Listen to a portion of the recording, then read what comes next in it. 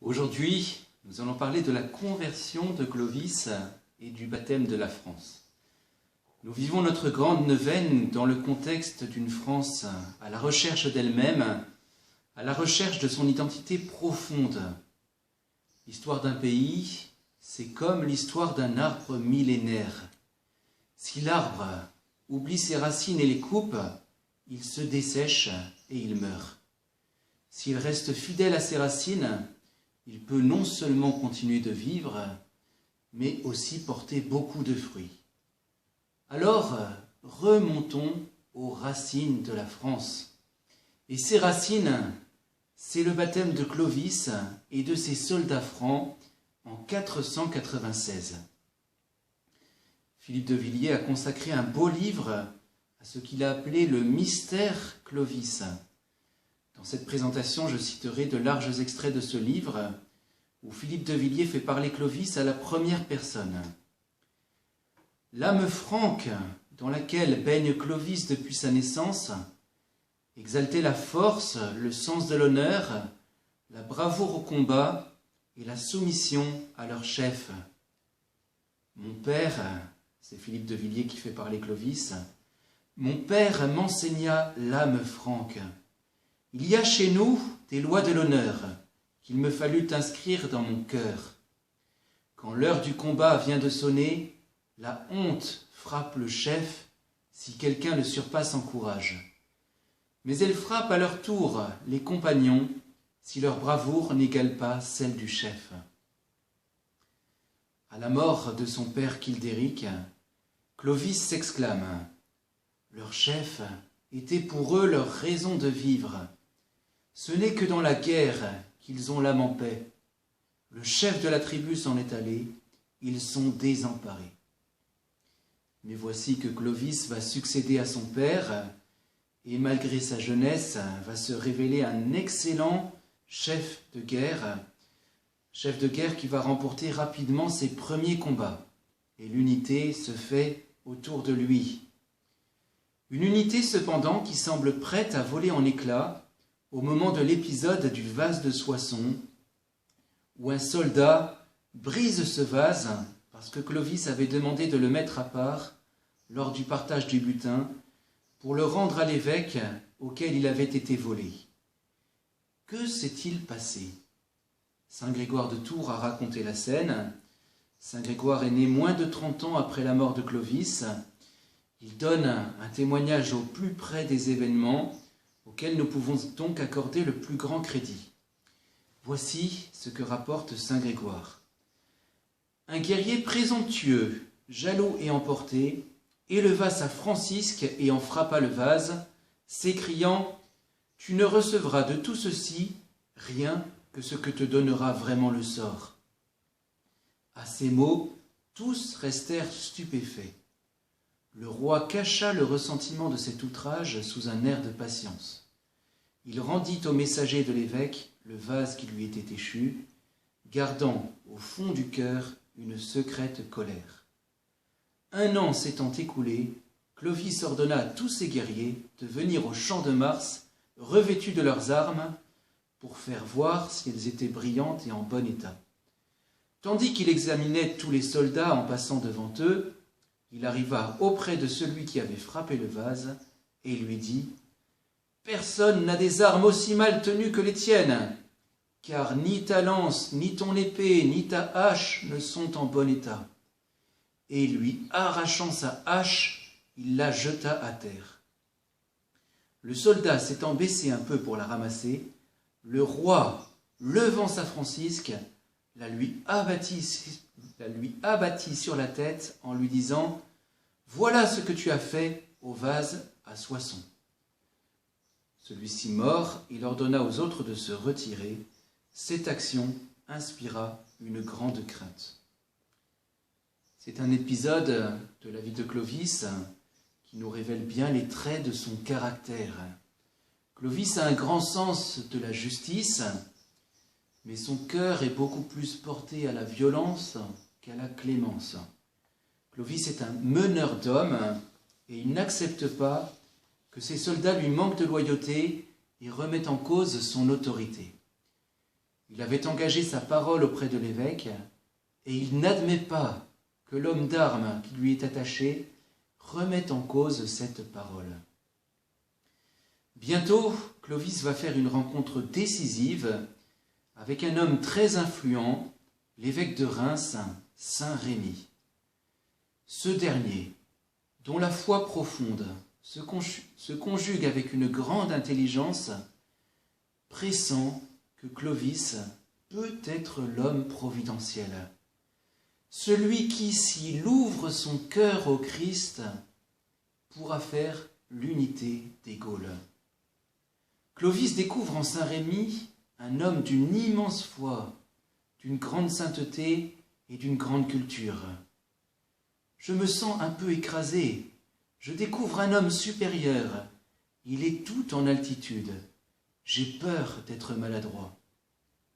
Il connaît tout ce qui nous sépare et par une délicatesse insigne se tient à bonne distance de mes béances sur les questions de religion. Bientôt, Clovis a fait par son génie de chef de guerre l'unité de la Gaule qui se situe au nord de la Loire. Ou presque. Lutèce, qu'on appellera plus tard Paris, Lutèce résiste envers et contre tout. Depuis la rive, Clovis assiste étonné à la résistance de ses habitants. Une résistance organisée, il l'aperçoit de loin, par une femme au fort tempérament qui mobilise toutes les énergies. Cette femme, c'est Sainte Geneviève. Mais Clovis, lui, ne le sait pas encore.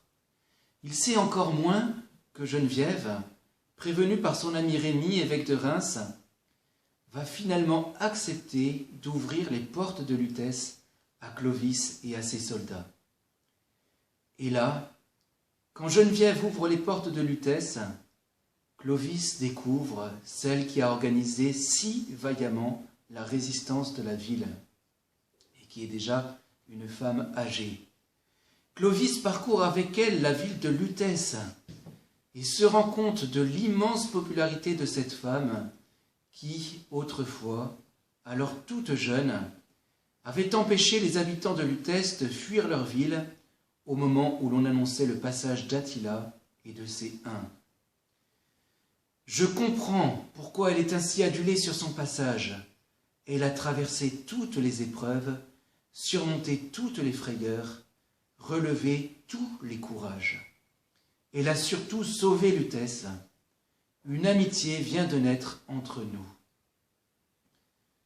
L'amitié sera forte surtout entre Sainte Geneviève et Sainte Clotilde, entre ces deux femmes au cœur de feu qui vont gagner le cœur de Clovis au cœur de Dieu.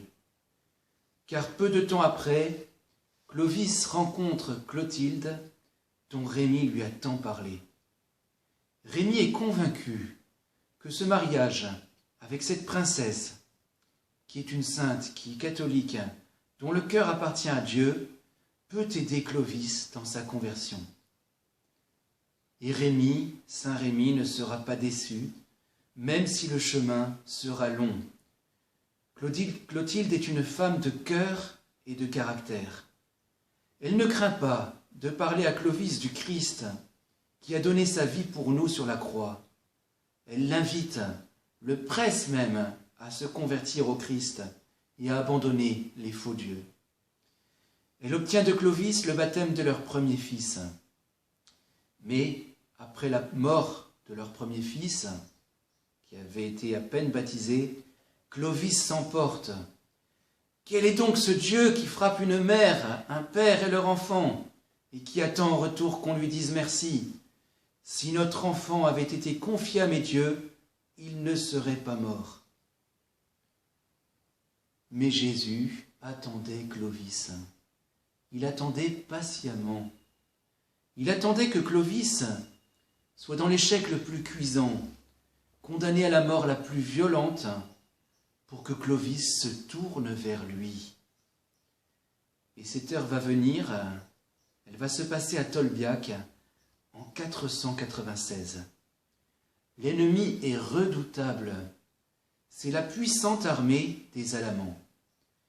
Et là, au cœur du combat, alors que les Francs reculent tous sous la puissance des Alamans, alors que Clovis se retrouve seul, isolé, voué à une mort certaine, il pense au Dieu de Clotilde et il l'invoque de toutes les forces de son âme.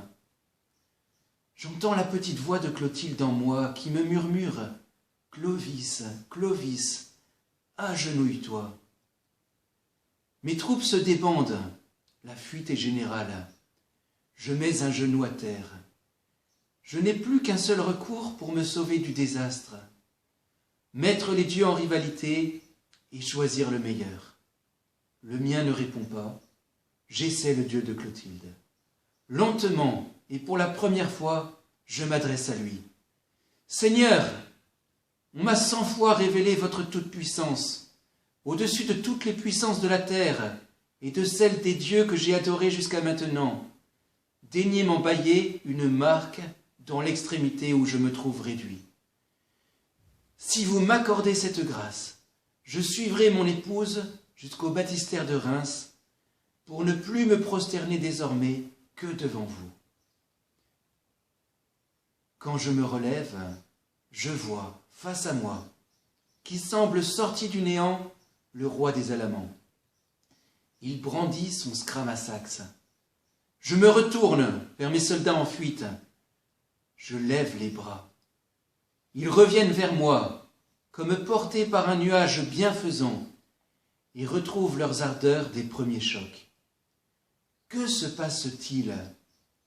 Le roi des Alamans ouvre sa main tremblante, l'arme tombe à terre. Il tourne bride. Je le pourchasse et le transperce de ma framée. Il chute de son cheval, je l'achève. La rumeur tourne comme une pluie d'éclairs autour de l'orage. Le roi des Alamans est mort. Ce peuple se sent soudain à son tour délaissé par ses dieux. La victoire, la force, l'ardeur changent de camp. Les Alamans s'enfuient ou se rendent. Cette victoire marque un tournant dans l'histoire de Clovis, bien sûr, mais aussi dans l'histoire de la France. Clovis le sait, ce succès-là ne doit rien à son génie de chef de guerre, ni à sa bravoure. Cette fois-là, sans un secours surnaturel, il aurait été vaincu et même il serait mort. Cette victoire, c'est celle du Christ. C'est à lui qu'il veut rendre hommage, en recevant les baptêmes des mains de son ami, en recevant le baptême des mains de son ami, l'évêque Saint-Rémy, en la cathédrale de Reims. Clovis s'y prépare de tout son cœur avec les soldats francs.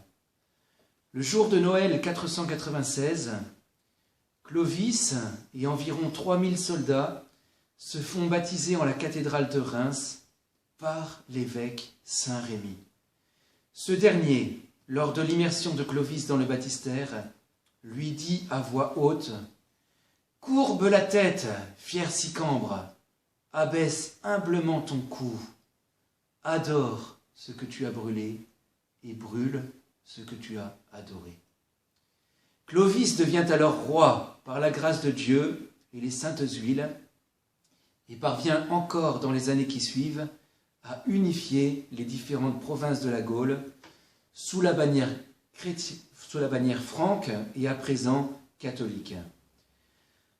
L'acte de naissance de la France chrétienne, c'est donc ce jour de Noël 496 où Clovis, le roi si fier, a courbé humblement la tête pour recevoir le baptême du roi des rois et seigneur des seigneurs. Mais ce roi d'amour est mort pour nous sur une croix. Clovis a eu bien des difficultés à adhérer à ce Dieu si différent des dieux auxquels il croyait depuis son enfance. Si Clovis s'est converti au Christ, c'est parce qu'il a rencontré sur son chemin de grands saints, particulièrement sainte Clotilde, sainte Geneviève et saint Rémy. Demandons en ce jour à ces grands saints la grâce de continuer ce témoignage de sainteté pour que la France redevienne fidèle à sa mission, éducatrice des peuples grâce à son alliance avec la sagesse éternelle, alliance contractée sur les fonds baptismaux de Reims.